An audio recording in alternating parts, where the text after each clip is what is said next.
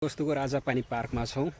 यो जितपुरको वरिपरि थुप्रै पार्कहरू रहेछन् र लगभग यहाँको अधिकांश पार्कहरू घुमे र एउटा चाहिँ यो राजापानी पार्क रहेछ यो ठाउँमा। र यति राम्रो पार्क रहेछ कि यति सुन्दर नेचुरल पार्क र यो मुख्य गेट यो चाहिँ मजबुत लोगो र एकदमै रमणीय पार्क र यो चाहिँ सानो खोल्सो अगाडिपट्टि चुवाडी छ, एकदमै निर्मल कञ्चन सफा सुग्घर। यहाँ रङ्गीचङ्गी माछा देख्न सक्छौँ। यहाँ ठुल्ठुला माछाहरू छन् र छेउमा जू पनि छ, अजिङ्गरहरू छ। त्यसै गरी यो ऐतिहासिक ठाउँ यहाँ चुवाडी छ, एकदमै सफा निर्मल चञ्चल पानी।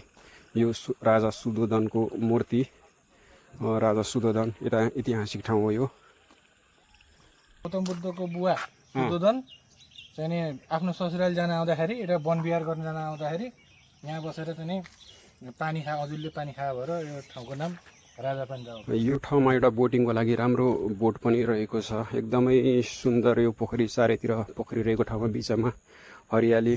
यो बाटो एकदमै सुन्दर ठाउँ, चारैतिर हरियाली रहेको यो ठाउँमा एकदमै मनमोहक दृश्य रहेको छ। यो ठाउँमा हाम्रा साथीहरू हेलो हेलो। र यो अगाडिपट्टि एउटा रिसोर्ट छ, खाजा खानका लागि बस्नका लागि राम्रो ठाउँ छ अगाडिपट्टि। यहाँ माछाहरू रङ्गीचङ्गी माछा छन्, ठुल्ठुला माछाहरू, माछाका बुराहरू।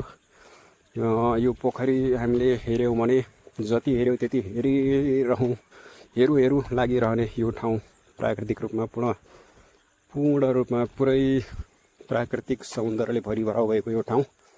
जति टाढा हेऱ्यौँ त्यति हेरौँ मन लाग्ने यो ठाउँ। चारैतिर हेर्दा हरियाली देखिन्छ, चारैतिर हरियाली छ, बिचमा बस्ने ठाउँ छ। र